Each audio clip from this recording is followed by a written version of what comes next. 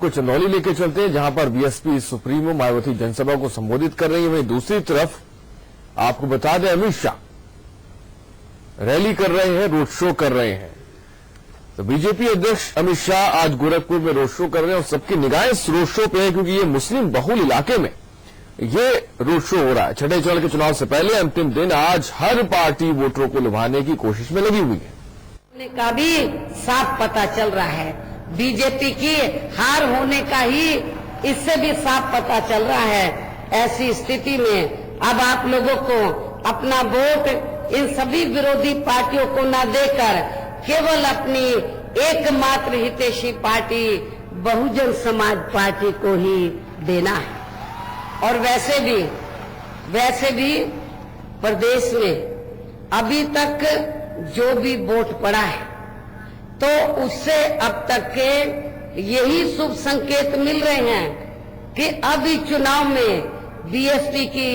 अकेले ही अपने पूर्ण बहुमत की सरकार बनने के लिए जा रही है, जिसे बीजेपी ने अंदर अंदर स्वीकार भी कर लिया है। और अब बीजेपी यहां वास्तव में सपा व कांग्रेस गठबंधन से दूसरे व तीसरे नंबर पर आने के लिए ही ये चुनाव लड़ रही है। और इस बात का ताजा व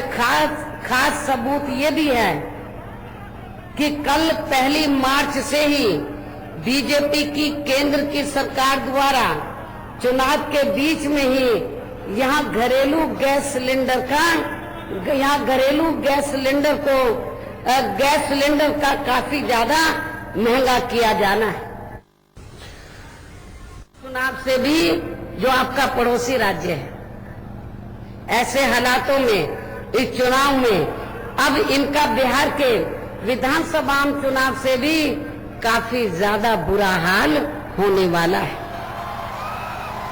और वैसे भी अब इनके वरिष्ठ नेताओं के तो अभी से ही चेहरे के नूर तक भी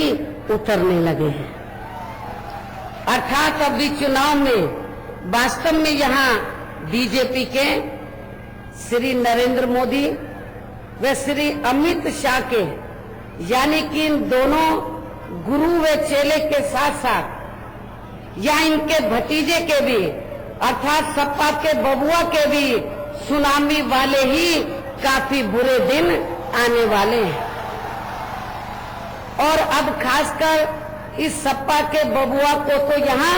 सपा की भाभी भी नहीं बचा पाएगी। इन्हीं जरूरी बातों के साथ ही अब मैं आप लोगों को ये भी विश्वास दिलाना चाहती हूँ कि प्रदेश में बीएसपी की सरकार बनने सर्वप्रथम यहाँ सपा के गुंडों, बदमाशों, माफियाओं, अराजक, भ्रष्ट व सांप्रदायिक तत्वों के जंगल राज का सफाया कर दिया जाएगा, खात्मा कर दिया जाएगा। और ऐसे सभी आपराधिक तत्वों को फिर जल्दी ही जेल की सलाखों के पीछे भेज दिया जाएगा, जहां इनकी मेरी सरकार में सही व असली जगह होती है,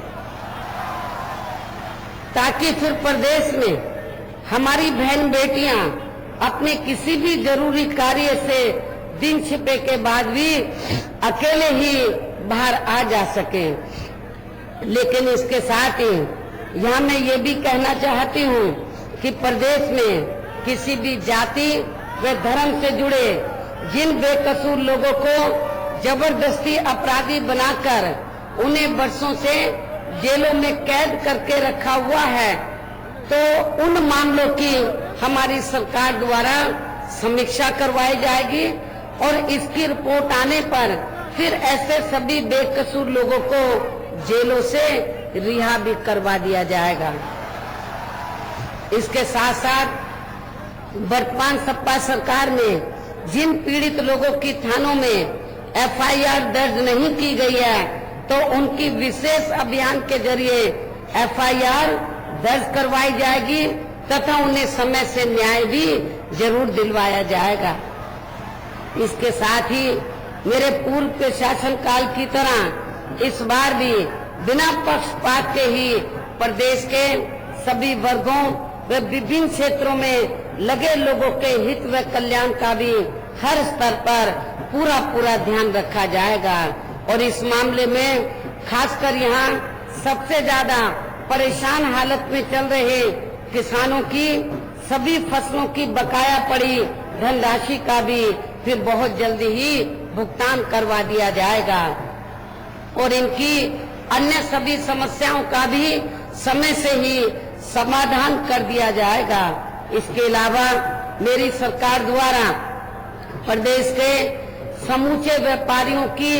सुरक्षा करने के साथ साथ इनके व्यापार से जुड़ी सभी समस्याओं के निदान के लिए भी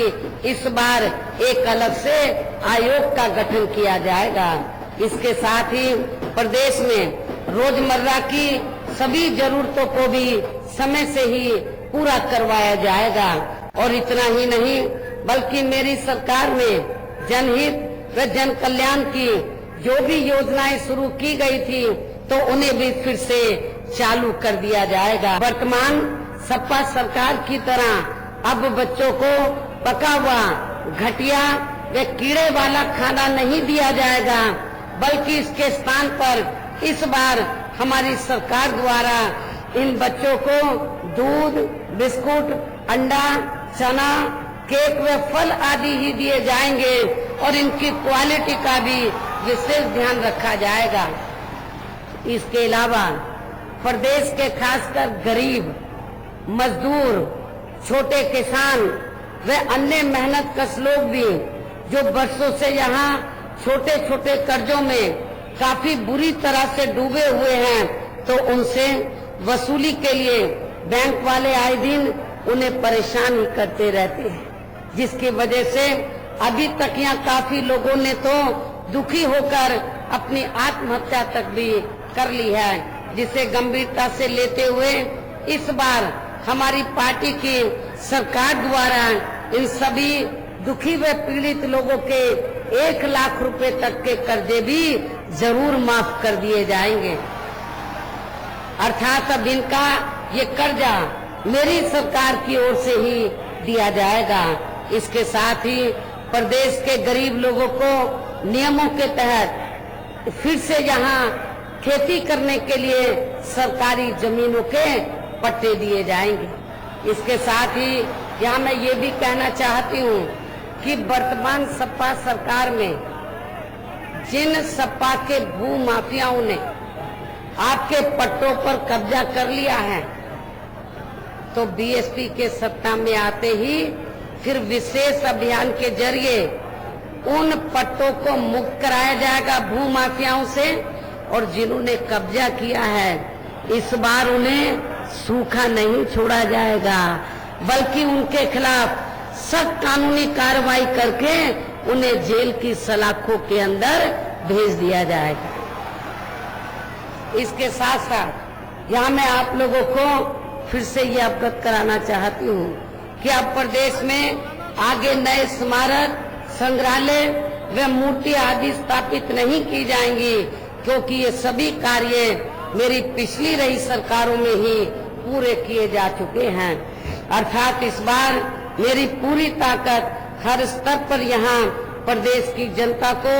कानून का राज देने व उन्हें विकसित करने की तरफ ही लगाई जाएगी। इसके साथ ही प्रदेश व जनहित के केंद्र से जुड़े सभी जरूरी कार्यों को भी कराने के लिए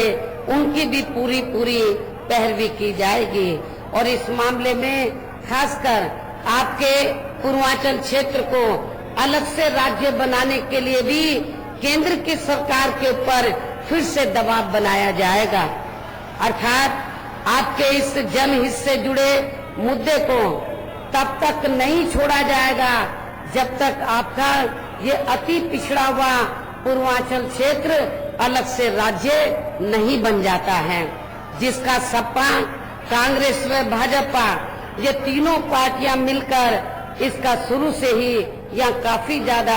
विरोध करती रही हैं, जिसकी भी सजा इस चुनाव में आपको इन तीनों पार्टियों को देना बहुत जरूरी है। इसके अलावा वर्तमान सपा सरकार में हर स्तर पर व्याप्त भ्रष्टाचार को भी खत्म करने के लिए यहाँ फिर से ठोस व बुनियादी कदम उठाए जाएंगे। और इस मामले में वर्तमान सपा सरकार के खासकर बड़े बड़े आर्थिक फैसलों की व सरकारी भर्ती आदि की भी जरूर जांच करवाई जाएगी। इसके साथ साथ आपके जिले की जनहित से जुड़ी जो भी स्थानीय समस्याएं होंगी तो उन्हें भी दूर करने का हर संभव पूरा प्रयास किया जाएगा। और खासकर यहाँ बुनकरों की समस्याओं को भी इस बार जरूर हल दूर कर दिया जाएगा। इस प्रकार से बीएसपी के पूर्व के शासनकाल की तरह ही फिर से यहाँ उत्तर प्रदेश में हर स्तर पर कानून द्वारा कानून का राज कायम करने के साथ ही यहाँ सर्वजन हिताय व सर्वजन सुखाय की नीतियों पर आधारित ही सरकार चलाई जाएगी, जिसके लिए प्रदेश के पुलिस व प्रशासन से जुड़े सभी छोटे बड़े अधिकारियों को भी चुस्त व दुरुस्त भी किया जाएगा। इसके साथ साथ इनकी अर्थात अधिकारियों की जो भी जायज समस्याएं होंगी तो उन्हें भी सरकार बनने पर इस बार